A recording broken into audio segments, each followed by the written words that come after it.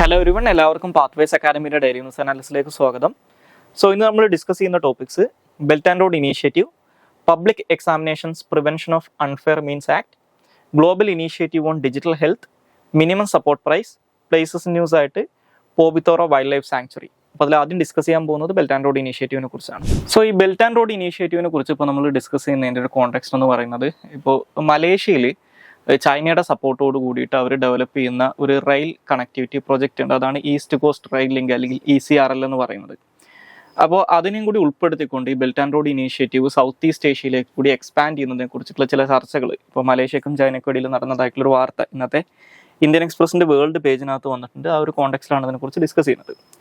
ഈ Belt and Road initiative അല്ലെങ്കിൽ BRI എന്ന് പറയുന്നത് ചൈനയുടെ അല്ലെങ്കിൽ പീപ്പിൾസ് റിപ്പബ്ലിക് ഓഫ് ചൈനയുടെ ഒരു ഗ്ലോബൽ ഇൻഫ്രാസ്ട്രക്ചർ ഡെവലപ്മെന്റ് സ്ട്രാറ്റജി ആണെന്ന് മനസ്സിലാക്കി. ഇത് 2013 ചൈനയുടെ ആ സമയത്ത് പുതുതായിട്ട് പ്രസിഡന്റായിട്ട് മാറിയിട്ടുണ്ടായിരുന്ന സി ജിൻപിങ് അനൗൺസ് ചെയ്തിട്ടുള്ള ഒരു പദ്ധതിയാണ്. അപ്പോൾ അന്ന് ഇത് പ്രഖ്യാപിക്കുന്ന സമയത്ത് ഇത് അറിയപ്പെട്ടുകൊണ്ടിരുന്നത് വൺ ബെൽറ്റ് വൺ റോഡ് അല്ലെങ്കിൽ ഒബോർ എന്നുള്ള പേരിലാണ്. അപ്പോൾ ഇതിന് രണ്ട് കോമ്പോണൻസ് ആണുള്ളത്. ഇതിന്റെ പ്രൈമറി പർപ്പസ് എന്ന് പറയുന്നത് ചൈനനെ Central Asia, Middle East, Africa, Europe എന്നീ രാജ്യങ്ങളുമായിട്ട് കണക്ട് ചെയ്യുന്ന രീതിയിൽ പണ്ട് കാലത്തുണ്ടായിരുന്ന ഒരു ലാൻഡ് റൂട്ട് ഉണ്ടായിരുന്നു, അല്ലെങ്കിൽ ഒരു കാരവാൻ റൂട്ട് ഉണ്ടായിരുന്നു. ആ കാരവാൻ റൂട്ടിനെ റിജുവിനേറ്റ് ചെയ്യുക, അതുപോലെ തന്നെ ഒരു മാരിടൈം റൂട്ട് കൂടി അല്ലെങ്കിൽ ഒരു മാരിടൈം ട്രേഡ് റൂട്ട് കൂടി എസ്റ്റാബ്ലിഷ് ചെയ്യുക എന്നുള്ളതാണ് ഈ ഒരു പദ്ധതിയുടെ ലക്ഷ്യമായിട്ട് പറയുന്നത്. അപ്പോൾ ഇതിന്റെ ഈ വൺ ബെൽറ്റ് വൺ റോഡിന്റെ ഭാഗമായിട്ടൊന്ന് പറഞ്ഞിട്ടുണ്ടായിരുന്ന രണ്ട് കോമ്പോണൻസ് എന്ന് പറയുന്നത് ഒരു സിൽക്ക് റോഡ് എക്കണോമിക് ബെൽറ്റും അതുപോലെ തന്നെ ഒരു മാരിടൈം സിൽക്ക് റോഡുമാണ്. അപ്പോൾ ഇതിന്റെ രണ്ടിനെയും കൂടി കമ്പൈൻ ചെയ്തിട്ടാണ് വൺ ബെൽറ്റ് വൺ റോഡ് എന്ന് വിളിച്ചുകൊണ്ടിരുന്നത്. പക്ഷെ പിന്നീട് ഇതിന്റെ പേര് മാറ്റി ഇപ്പോൾ ഇത് അറിയപ്പെടുന്നത് BRI എന്നാണ്, അല്ലെങ്കിൽ ബെൽറ്റ് ആൻഡ് റോഡ് ഇനീഷ്യേറ്റീവ് എന്നാണ്. അപ്പം നിലവിൽ ഈ മേഖലയിലുള്ള എക്സ്പേർട്സ് പറയാറുള്ളത് ലോകത്തിന്റെ ചരിത്രത്തിലെ ഏറ്റവും വലിയ അല്ലെങ്കിൽ റെക്കോർഡഡ് ഹ്യൂമൻ ഹിസ്റ്ററിയിലെ ഏറ്റവും വലിയ ഇൻഫ്രാസ്ട്രക്ചർ ഡെവലപ്മെന്റ് പ്രൊജക്റ്റ് ആണ് ഈ പറയുന്ന ബെൽറ്റ് ആൻഡ് റോഡ് ഇനീഷ്യേറ്റീവ് എന്നാണ് പറയുന്നത്. കാരണം ഇത് ഇനീഷ്യലി അനൗൺസ് ചെയ്തിരുന്ന സമയത്ത് ഏകദേശം ഒരു $500 ബില്യൺ ഇതിന് വേണ്ടിയിട്ടുള്ള ഈ ഡെവലപ്മെന്റിന് വേണ്ടിയിട്ടുള്ള ഇത്തരത്തിലുള്ള ഇൻഫ്രാസ്ട്രക്ചർ ഡെവലപ്മെന്റിന് വേണ്ടിയിട്ടുള്ള ഫണ്ടായിട്ട് പ്രഖ്യാപിച്ചിട്ടുണ്ടായിരുന്നതെങ്കിൽ ഇപ്പോൾ ഏറ്റവും അവസാനത്തെ ഫിഗേഴ്സ് അനുസരിച്ച് നമുക്ക് നോക്കിക്കഴിഞ്ഞാൽ ഏകദേശം $1 ട്രില്യൺ അടുത്ത് ഈ ഒരു പദ്ധതിയുടെ ബെൽറ്റ് ആൻഡ് റോഡ് ഇനീഷ്യേറ്റീവിന്റെ ഭാഗമായിട്ടുള്ള പദ്ധതികൾക്ക് വേണ്ടിയിട്ട് ചൈന ഈ പറയുന്ന സെൻട്രൽ ഏഷ്യയിലും മിഡിൽ ഈസ്റ്റിലും ആഫ്രിക്കയിലും യൂറോപ്പിലൊക്കെ ആയിട്ട് സ്പെൻഡ് ചെയ്തിട്ടുണ്ടെന്നാണ് പറയുന്നത്. ഓക്കെ, അപ്പോൾ ഞാൻ നേരത്തെ സൂചിപ്പിച്ച പോലെ തന്നെ ഇതിൻ്റെ ഒരു പ്രൈമറി പേർപ്പസ് എന്ന് പറയുന്നത് ഏഷ്യനെ അല്ലെങ്കിൽ ചൈനയെ ആഫ്രിക്ക, യൂറോപ്പ്, സെൻട്രൽ ഏഷ്യ, അതുപോലെ തന്നെ മിഡിൽ ഈസ്റ്റ് എന്നീ മേഖലകളുമായിട്ട് കരമാർഗവും കടൽ മാർഗവും കണക്ട് ചെയ്യുക എന്നുള്ളതാണ്. ഇനി പണ്ട് ഇതിനെ ബെൽറ്റ് ആൻഡ് റോഡ് ഇനീഷ്യേറ്റീവ് എന്ന് വിളിക്കാനുള്ള ഒരു കാരണം, അല്ലെങ്കിൽ ഇതിനകത്ത് എന്താണ് ഈ ബെൽറ്റ്, എന്താണ് ഈ റോഡ് എന്ന് ചോദിച്ചു കഴിഞ്ഞാൽ, ഈ ബെൽറ്റ് എന്നുള്ള വാക്കുകൊണ്ട് അന്ന് ഉദ്ദേശിച്ചിട്ടുണ്ടായിരുന്നത് വൺ ബെൽറ്റ് അല്ലെങ്കിൽ ഒരു സിൽക്ക് റോഡ് എക്കണോമിക് ബെൽറ്റ് ആണ്. കരമാർഗമുള്ള ഒരു ലാൻഡ് ബേസ്ഡ് ആയിട്ടുള്ള ഒരു റൂട്ടാണ്. അതിന്റെ ഭാഗമായിട്ട് ഹൈ സ്പീഡ് റെയിൽവേസ്, അതുപോലെ തന്നെ എക്സ്പ്രസ് ഹൈവേസ്, ഇങ്ങനെയുള്ള കാര്യങ്ങളൊക്കെ വരും. പിന്നെ റോഡ് എന്ന് പറയുന്നത് കൊണ്ട് ഉദ്ദേശിച്ചിട്ടുണ്ടായിരുന്നത് വൺ റോഡ് അല്ലെങ്കിൽ മാരിടൈം സിൽക്ക് റോഡാണ്, കടൽ മാർഗമുള്ള ഒരു കച്ചവട പാതയാണ്. ഓക്കെ, ഇനി 2023 ഓഗസ്റ്റ് വരെയുള്ള കണക്കുകൾ അനുസരിച്ച് നോക്കിക്കഴിഞ്ഞാൽ ഏകദേശം 155ഓളം രാജ്യങ്ങൾ ഈ ബെൽറ്റ് ആൻഡ് റോഡ് ഇനീഷ്യേറ്റീവിന്റെ ഭാഗമായിട്ട് സൈൻ അപ്പ് ചെയ്തിട്ടുണ്ട്. അപ്പോൾ ഈ 155 രാജ്യങ്ങൾ എന്ന് പറഞ്ഞു കഴിഞ്ഞാൽ ലോകത്തിന്റെ ടോട്ടൽ പോപ്പുലേഷന്റെ ഏകദേശം 75% വരുന്നത് ഈ 155 രാജ്യങ്ങളിലാണ്. അതുപോലെ തന്നെ ലോകത്തിന്റെ ടോട്ടൽ GDPയുടെ ഏകദേശം 50% വരുന്നതും ഈ ഒരു 155 രാജ്യങ്ങളിലാണ്. അപ്പോൾ എന്തുകൊണ്ടാണ് ഈ GDPയുടെ കേസിൽ മാത്രം ഇതൊരു 50% മാത്രമായിട്ട് മാറുന്നതെന്ന് വെച്ച് കഴിഞ്ഞാൽ ലോകത്തിലെ പ്രധാനപ്പെട്ട വെസ്റ്റിലുള്ള, അതായത് അമേരിക്കയുടെ അലൈസ് ആയിട്ടുള്ള ചില വെസ്റ്റേൺ രാജ്യങ്ങളൊന്നും തന്നെ ഈ ബെൽറ്റ് ആൻഡ് റോഡ് ഇനീഷ്യേറ്റീവിനകത്ത് സൈൻ അപ്പ് ചെയ്തിട്ടില്ല എന്നുള്ളതുകൊണ്ടാണ്. ഇനി നമ്മുടെ ഇന്ത്യയുടെ തൊട്ടപ്പുറത്ത് കിടക്കുന്ന പാകിസ്ഥാനിലൂടെ കടന്നു പോകുന്ന ചൈന പാകിസ്ഥാൻ എക്കണോമിക് കോറിഡോർ എന്ന് പറയുന്നത് ഈ ബെൽറ്റ് ആൻഡ് റോഡ് ഇനീഷ്യേറ്റീവിന്റെ പ്രധാനപ്പെട്ട ഒരു കോമ്പോണന്റ് ആണെന്ന് അറിഞ്ഞിരിക്കുക. ഇനി ബെൽറ്റ് ആൻഡ് റോഡ് ഇനീഷ്യേറ്റീവുമായിട്ട് ബന്ധപ്പെട്ട് ഈ ചൈനയുടെ എതിരാളികൾ പറയുന്ന ഒരു ആരോപണം എന്ന് പറയുന്നത്, അല്ലെങ്കിൽ US പോലുള്ള രാജ്യങ്ങൾ ഉന്നയിക്കുന്ന ഒരു ആരോപണം എന്ന് പറയുന്നത്, ഇത് ചൈനയുടെ ജിയോ പൊളിറ്റിക്കൽ ഇൻട്രസ്റ്റിനെ സെർവ് ചെയ്യുന്നതിന് വേണ്ടിയിട്ട് അല്ലെങ്കിൽ അവരുടെ താല്പര്യങ്ങളെ സംരക്ഷിക്കുന്നതിന് വേണ്ടിയിട്ട് ചൈനയുടെ സൈനികപരവും രാഷ്ട്രീയപരവുമായിട്ടുള്ള ഇൻഫ്ലുവൻസ് ലോകത്തിലുടനീളം വ്യാപിപ്പിക്കുന്നതിന്റെ ഭാഗമായിട്ട് ചൈന നടത്തുന്ന ഒരു പദ്ധതിയാണ് ഈ ബെൽറ്റ് ആൻഡ് റോഡ് ഇനീഷ്യേറ്റീവ്. അപ്പോൾ ഇതിന്റെ ഭാഗമായിട്ട് ഈ ഡെപ്റ്റ് ട്രാപ്പ് പോലുള്ള കാര്യങ്ങളൊക്കെ അവർ ചെയ്യുന്നുണ്ടെന്നുള്ള ആരോപണം ചൈനക്കെതിരായിട്ട് ഇവർ ഉന്നയിച്ചിട്ടുണ്ടായിരുന്നു. പക്ഷേ ചൈന പറയുന്നത് ഇതൊരു പ്യൂർലി എക്കണോമിക്കലി മോട്ടിവേറ്റഡ് ആയിട്ടുള്ള സാമ്പത്തിക താല്പര്യങ്ങൾ കൊണ്ട് മാത്രമുള്ള ഒരു പദ്ധതിയാണ്. ഈ പദ്ധതി കാരണം ചൈനയ്ക്ക് മാത്രമല്ല മറ്റുള്ള രാജ്യങ്ങൾക്കും ഇതിന്റെ ബെനിഫിറ്റ് കിട്ടും എന്നുള്ളതാണ്, അല്ലെങ്കിൽ ആ രാജ്യങ്ങളുടെയൊക്കെ ഇൻഫ്രാസ്ട്രക്ചർ ഇത് കാരണം ഡെവലപ്പ് ആവും എന്നാണ് പറയുന്നത്. ഇനി ഇതിന്റെ ഒരു അൾട്ടിമേറ്റ് റിസൾട്ട് എന്ന് പറയുന്നത് ചൈനയുടെ സോഫ്റ്റ് പവർ അല്ലെങ്കിൽ ചൈനയുടെ ഇൻഫ്ലുവൻസ് ലോകത്തിലുടനീളം വ്യാപിക്കാൻ ഈ ഒരു പദ്ധതി കാരണമായിട്ടെന്ന് മനസ്സിലാക്കുന്നത്. പലപ്പോഴും ആളുകൾ ഇതിനെ കമ്പയർ ചെയ്യാറുള്ളത് സെക്കൻഡ് വേൾഡ് വാറിന് ശേഷമുള്ള യൂറോപ്പിൻ്റെ റീകൺസ്ട്രക്ഷന് വേണ്ടിയിട്ട് അമേരിക്ക നടപ്പിലാക്കിയിട്ടുണ്ടായിരുന്ന മാർഷൽ പ്ലാനുമായിട്ടാണ്. കാരണം അമേരിക്കയ്ക്ക് വെസ്റ്റേൺ യൂറോപ്പിൽ വലിയ രീതിയിലുള്ള സ്വാധീനം നേടിയെടുക്കാൻ സഹായകമാവുന്നത് ഈ മാർഷൽ പ്ലാനാണ്. അപ്പോൾ ചൈനയുടെ ഒരു മാർഷൽ പ്ലാനാണ് ഈ ബെൽറ്റ് ആൻഡ് റോഡ് ഇനീഷ്യേറ്റീവ് എന്ന് വേണമെങ്കിൽ പറയാം. പിന്നെ നമ്മുടെ ഇന്ത്യയുടെ ഒരു കാര്യം നോക്കിക്കഴിഞ്ഞാൽ ഇന്ത്യ ഈ ബെൽറ്റ് ആൻഡ് റോഡ് ഇനീഷ്യേറ്റീവിൻ്റെ ഭാഗമായിട്ട് മാറിയിട്ടില്ല. ഇന്ത്യ ഇതിനെ ഒപ്പോസ് ചെയ്യുന്ന ഒരു രാജ്യമാണ്. അത് ഒപ്പോസ് ചെയ്യാനുള്ളൊരു കാരണം എന്ന് പറയുന്നത് ഈ ചൈന പാകിസ്ഥാൻ എക്കണോമിക് കോറിഡോർ കടന്നു പോകുന്നത് പാക് ഒക്കുപ്പൈഡ് കാശ്മീരിലൂടെയാണ്. ഇന്ത്യയുടെ സോവറൈൻ ടെറിട്ടറി ആയിട്ട് കണക്കാക്കുന്ന ഒരു സ്ഥലമാണ് പാക് ഒക്കുപ്പൈഡ് കാശ്മീർ.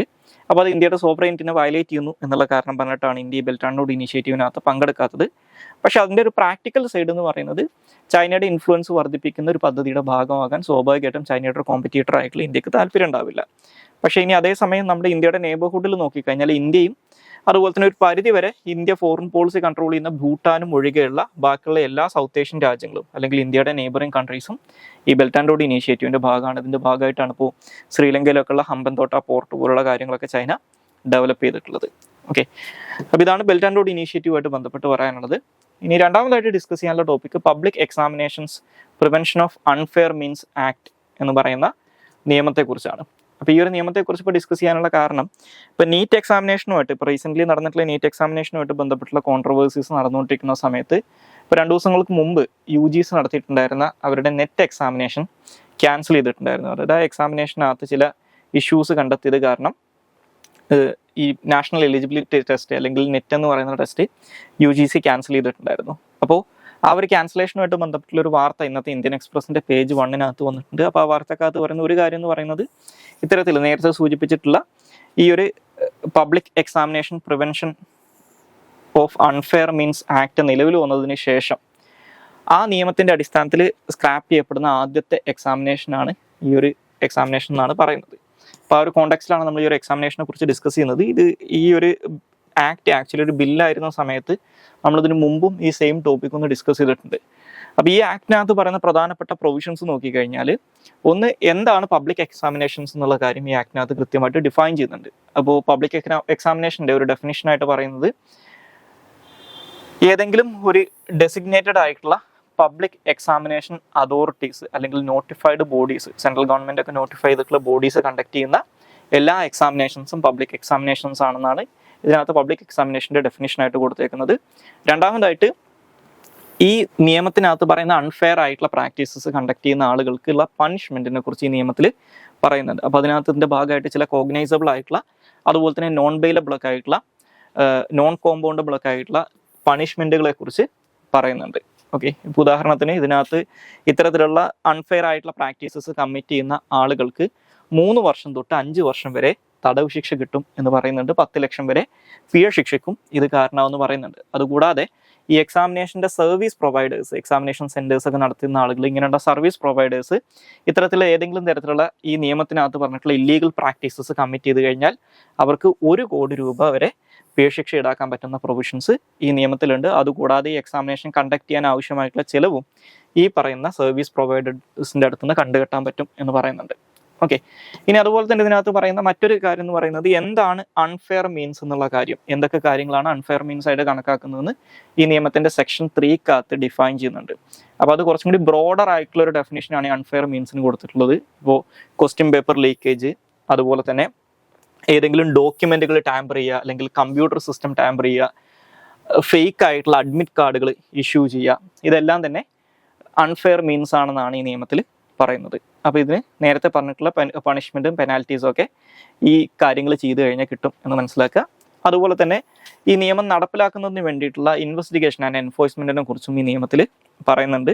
അപ്പോൾ അതിനകത്ത് പറയുന്നത് ഈ നിയമമായിട്ട് ബന്ധപ്പെട്ടിട്ടുള്ള വയലേഷൻസ് നടന്നു കഴിഞ്ഞാൽ അല്ലെങ്കിൽ കേസുകൾ ഫയൽ ചെയ്യപ്പെട്ട് കഴിഞ്ഞാൽ അറ്റ്ലീസ്റ്റ് ഒരു ഡെപ്യൂട്ടി സൂപ്രിൻറ്റൻഡൻറ്റ് റാങ്കിലുള്ള ഒരു പോലീസ് ഓഫീസറെങ്കിലും ആയിരിക്കണം ഈ ഇൻവെസ്റ്റിഗേഷൻ കണ്ടക്ട് ചെയ്യുന്നത്. ഒന്നെങ്കിൽ DSP റാങ്കിലുള്ള ഒരു ഉദ്യോഗസ്ഥനോ അല്ലെങ്കിൽ ഒരു അസിസ്റ്റന്റ് കമ്മീഷണർ റാങ്കിലുള്ള ഉദ്യോഗസ്ഥനോ ആയിരിക്കണം ഈ പറയുന്ന ഇൻവെസ്റ്റിഗേഷൻ കണ്ടക്ട് ചെയ്യേണ്ടത് എന്ന് പറയുന്നുണ്ട്. പിന്നെ അതുപോലെ തന്നെ വളരെ റോബസ്റ്റ് ആയിട്ടുള്ള ഒരു എൻഫോഴ്സ്മെന്റ് മെക്കാനിസവും ഈ ആക്ടിനകത്ത് പറയുന്നുണ്ട്. ഇനി അതുകൂടാതെ ഈ ഹൈ ലെവൽ നാഷണൽ ടെക്നിക്കൽ കമ്മിറ്റിക്കും അതുപോലെ തന്നെ സ്റ്റേറ്റുകൾക്കുള്ള ഒരു മോഡൽ ഡ്രാഫ്റ്റ് ആയിട്ട് ഈ ആക്ട് വർക്ക് ചെയ്യും എന്നും ഈ നിയമത്തിൽ പറയുന്നുണ്ട്. ഇനി അടുത്തതായിട്ട് ഡിസ്കസ് ചെയ്യാനുള്ള topic Global Initiative on Digital ഹെൽത്തിനെ കുറിച്ചാണ്, അല്ലെങ്കിൽ GIDH കുറിച്ചാണ്. സോ ഈ GIDH ആയിട്ട് ബന്ധപ്പെട്ട് ഇന്നത്തെ ഇന്ത്യൻ എക്സ്പ്രസിൻ്റെ പേജ് 1 ഒരു വാർത്ത വന്നിട്ടുണ്ട്. അതായത് ഈ GIDH എന്ന് പറയുന്നത് കഴിഞ്ഞ G20 സമ്മിറ്റിൻ്റെ സമയത്ത് ഡൽഹിയിൽ വെച്ച് നടന്നിട്ടുണ്ടായിരുന്ന G20 സമ്മിറ്റിൻ്റെ സമയത്താണ് അനൗൺസ് ചെയ്തിട്ടുണ്ടായിരുന്നത്. പക്ഷെ അത് നടപ്പിലാക്കുന്നതിന് വേണ്ടിയിട്ട് ഇന്ത്യ പ്ലഡ്ജ് ചെയ്തിട്ടുണ്ടായിരുന്ന ഒരു $10 മില്യൺ ഫണ്ട് ഉണ്ടായിരുന്നു. അതിപ്പോഴും ഫിനാൻസ് മിനിസ്ട്രി അപ്രൂവ് ചെയ്തിട്ടില്ല എന്നുള്ളൊരു വാർത്തയാണ് ഇതിനകത്തുള്ളത്. അപ്പോൾ ആ ഒരു കോണ്ടെക്സ്റ്റിലാണ് ഈ GIDH കുറിച്ച് ഡിസ്കസ് ചെയ്യുന്നത്. സോ അപ്പോൾ ഈ global Initiative on Digital health അല്ലെങ്കിൽ GIDH എന്ന് പറയുന്നത് WHO മാനേജ് ചെയ്യുന്ന ഒരു നെറ്റ്വർക്ക് ആണെന്ന് മനസ്സിലാക്കുക. സോ ഈ നെറ്റ്വർക്കിൻ്റെ പർപ്പസ് എന്ന് പറയുന്നത് 2020-2025 global strategy on Digital health ഉണ്ട്, അത് ഇംപ്ലിമെൻറ്റ് ചെയ്യുന്നതിന് വേണ്ടിയിട്ടുള്ള WHO മാനേജ് ചെയ്യുന്ന ഒരു നെറ്റ്വർക്കാണ് ഇത്. അതുകൂടാതെ ഈ പറഞ്ഞിട്ടുള്ള global strategy on Digital health 2020-2025 കൂടാതെ WHO ഡിജിറ്റൽ ഹെൽത്ത് സിസ്റ്റം ട്രാൻസ്ഫോർമേഷനുമായിട്ട് ബന്ധപ്പെട്ടുള്ള മറ്റുള്ള സ്റ്റാൻഡേർഡ്സും ഇംപ്ലിമെൻറ്റ് ചെയ്യുന്നതിന് വേണ്ടിയിട്ട് ഈ GIDH ഉപയോഗിക്കും എന്നാണ് പറയുന്നത്. ഇത് ഞാൻ നേരത്തെ പറഞ്ഞതുപോലെ 2023 നടന്നിട്ടുണ്ടായിരുന്ന ഇന്ത്യയിൽ വെച്ച് നടന്നിട്ടുണ്ടായിരുന്ന G20 സമ്മിറ്റിൻ്റെ സമയത്താണ് ഈ GIDH അനൗൺസ് ചെയ്യുന്നത് അല്ലെങ്കിൽ ഇത് പ്രഖ്യാപിക്കുന്നത്. 2024 സ്റ്റാർട്ടിങ്ങിലാണിത് നടപ്പിലാക്കി തുടങ്ങുന്നത്. ഓക്കെ, അപ്പോൾ ഈ ഡിജിറ്റൽ ഹെൽത്ത് കൂടുതൽ മേഖലകളിലേക്ക് വ്യാപിപ്പിക്കുക, അതിനെ സ്ട്രെങ്തൻ ചെയ്യുക എന്നുള്ളതൊക്കെയാണ് അതിൻ്റെ ഒരു ലക്ഷ്യമായിട്ട് പറയുന്നത്. പിന്നെ ഞാൻ നേരത്തെ പറഞ്ഞതുപോലെ തന്നെ ഒരു ഗ്ലോബൽ ഇൻസ്റ്റിറ്റ്യൂഷണൽ ഫ്രെയിംവർക്ക് ഡിജിറ്റൽ ഹെൽത്തിന് വേണ്ടിയിട്ട് എസ്റ്റാബ്ലിഷ് ചെയ്യുന്നു എന്നുള്ളൊരു സിഗ്നിഫിക്കൻസും ഈ GIDH ഉണ്ട്. അതുപോലെ തന്നെ ഈ ഒരു ഇനീഷ്യേറ്റീവ് ഡിജിറ്റൽ ഹെൽത്ത് എന്ന് പറയുന്നത് ഹെൽത്ത് ഔട്ട്കംസ്, അതുപോലെ തന്നെ യൂണിവേഴ്സൽ ഹെൽത്ത് കവറേജ്, അതുപോലത്തെ health related sustainable development goals ഒക്കെ അച്ചീവ് ചെയ്യുന്നതിന് വേണ്ടിയിട്ടുള്ള ഒരു പ്രധാനപ്പെട്ട ഒരു പാർട്ടാണ് ഡിജിറ്റൽ ഹെൽത്ത് എന്നുള്ള കാര്യം ഈ GIDH റെക്കഗ്നൈസ് ചെയ്യുന്നുണ്ടെന്നും മനസ്സിലാക്കുക. ഇനി അടുത്തതായിട്ട് ഡിസ്കസ് ചെയ്യാനുള്ള ടോപ്പിക്ക് മിനിമം സപ്പോർട്ട് പ്രൈസിനെ കുറിച്ചാണ്. സോ ഈ മിനിമം സപ്പോർട്ട് പ്രൈസുമായിട്ട് ബന്ധപ്പെട്ട് ഇന്നത്തെ ഹിന്ദുവിൻ്റെ പേജ് 1 ഒരു വാർത്തയുണ്ട്. ആ ഒരു കോണ്ടെക്സ്റ്റിലാണ് MSPയെ കുറിച്ച് ഡിസ്കസ് ചെയ്യുന്നത്.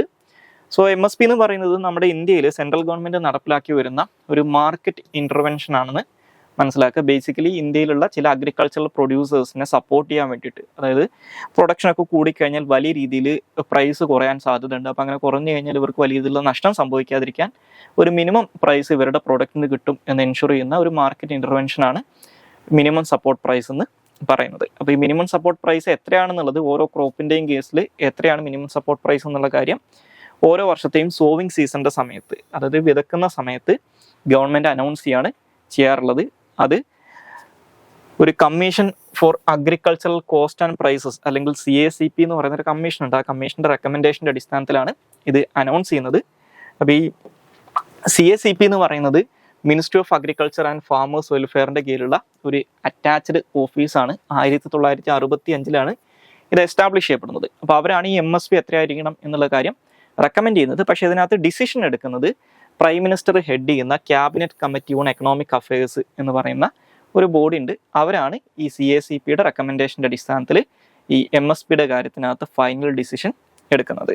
അപ്പം നിലവിൽ ഏകദേശം 22 ക്രോപ്പുകൾക്കാണ് MSP ഉള്ളത് അല്ലെങ്കിൽ മിനിമം സപ്പോർട്ട് പ്രൈസ് ഉള്ളത്. ഇനി അത് കൂടാതെ ഷുഗർ കെയിൻ്റെ കേസിൽ ഷുഗർ കെയിന് ഒരു ഫെയർ ആൻഡ് റെമ്യൂണറേറ്റീവ് പ്രൈസും ഉണ്ടെന്നുള്ള കാര്യം ഓർത്തിരിക്കുക. അപ്പോൾ ഇത് രണ്ടും തമ്മിൽ ചെറിയൊരു വ്യത്യാസമുണ്ട്. MSPയും FRPയും നിലവിലെ അവസ്ഥയിൽ അതിൻ്റെ സ്വഭാവം ഏകദേശം ഒരുപോലെയാണെങ്കിലും ഇത് തമ്മിൽ ചില ഡിഫറൻസസ് ഉണ്ട്. ഉദാഹരണത്തിന് FRPയുടെ കേസിൽ അത് ഷുഗർ മില്ല് ഓണേഴ്സ് ഇവർക്ക് കൊടുക്കേണ്ട, ഷുഗർ ഫാമേഴ്സിന് കൊടുക്കേണ്ട മിനിമം പ്രൈസാണ്.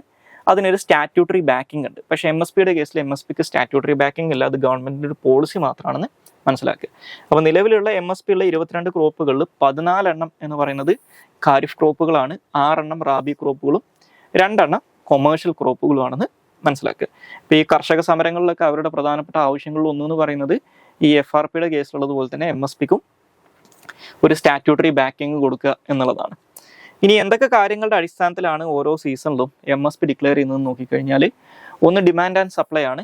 2 ഈ പ്രൊഡക്ഷന് വേണ്ടി വരുന്ന അല്ലെങ്കിൽ കൃഷിക്ക് വേണ്ടി വരുന്ന ചിലവ്, മാർക്കറ്റിനകത്തുള്ള പ്രൈസ് ട്രെൻഡ്സ് അല്ലെങ്കിൽ മാർക്കറ്റിനകത്തുള്ള വില നിലവാരം, അതായത് ഡൊമസ്റ്റിക് ആൻഡ് ഇൻ്റർനാഷണൽ മാർക്കറ്റിൽ വരുന്ന വില നിലവാരം, ഇന്റർ ക്രോപ്പ് പ്രൈസ് പാരിറ്റി, അതുപോലെ തന്നെ അഗ്രികൾച്ചറും നോൺ അഗ്രികൾച്ചറും തമ്മിലുള്ള ടേംസ് ഓഫ് ട്രേഡ്, അതുപോലെ തന്നെ കോസ്റ്റ് ഓഫ് പ്രൊഡക്ഷൻ്റെ അറ്റ്ലീസ്റ്റ് ഒരു 50% മാർജിന്, അഡീഷണൽ ആയിട്ടുള്ള മാർജിന്, അതുപോലെ ഈ MSP എങ്ങനെയാണ് കൺസ്യൂമേഴ്സിനെ ബാധിക്കുന്നത് എന്നീ കാര്യങ്ങളൊക്കെ കൂടി നോക്കിയിട്ടാണ് ഈ MSP ഡിക്ലെയർ ചെയ്യാനുള്ളതെന്ന് മനസ്സിലാക്കുക.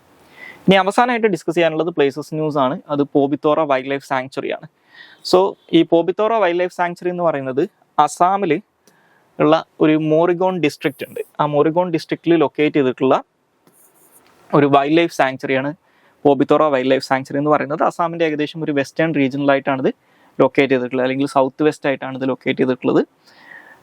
നമ്മുടെ ഇന്ത്യയിലെ ഏറ്റവും വലിയ റൈനോ പോപ്പുലേഷനുള്ള വൈൽഡ് ലൈഫ് സാങ്ച്വറീസിലൊന്നാണ് പോബിത്തോറ വൈൽഡ് ലൈഫ് സാങ്ച്വറി എന്ന് പറയുന്നത്. ഈ പോബിത്തോറ വൈൽഡ് ലൈഫ് സാങ്ച്വറിനെ ഒരു മിനി കാസിരംഗ എന്നും കൂടി ആളുകൾ വിളിക്കാറുണ്ട്. അതിനുള്ള കാരണം എന്ന് പറയുന്നത് വളരെ സിമിലർ ആയിട്ടുള്ള ലാൻഡ്സ്കേപ്പും അതുപോലെ തന്നെ ഈ വൺ ഹോൺഡ് റൈനോസിൻ്റെ ഒറ്റക്കൊമ്പുള്ള റൈനോസിൻ്റെ സൈസബിൾ ആയിട്ടുള്ള പോപ്പുലേഷനും കാരണമാണ് ഇതിനെ മിനി കാസിരംഗ എന്ന് വിളിക്കുന്നത്. ഇതൊരു വൈൽഡ് ലൈഫ് സാങ്ച്വറി ആയിട്ട് ഡിക്ലെയർ ചെയ്യുന്നത് 1987 ഇവിടുത്തെ റൈനോ പോപ്പുലേഷനും അതുപോലെ തന്നെ മറ്റുള്ള വൈൽഡ് ലൈഫ് സ്പീഷീസുകളൊക്കെ പ്രൊട്ടക്ട് ചെയ്യാൻ വേണ്ടിയിട്ടാണ് ഇതിനെ വൈൽഡ് ലൈഫ് സാങ്ച്വറി ആയിട്ട് ഡിക്ലെയർ ചെയ്യുന്നത്. ഇടക്കാലത്ത് അസാം ഗവൺമെന്റ് ഇതിനെ വൈൽഡ് ലൈഫ് സാങ്ച്വറീസിന്റെ എണ്ണത്തിൽ നിന്ന് ഡീലിസ്റ്റ് ചെയ്യാൻ വേണ്ടിയിട്ട് ഒരു ശ്രമം നടത്തിയിട്ടുണ്ടായിരുന്നു. പക്ഷേ ഇടക്കാലത്ത് സുപ്രീം കോടതി അത് റദ്ദാക്കുകയും ചെയ്തിട്ടുണ്ടായിരുന്നു.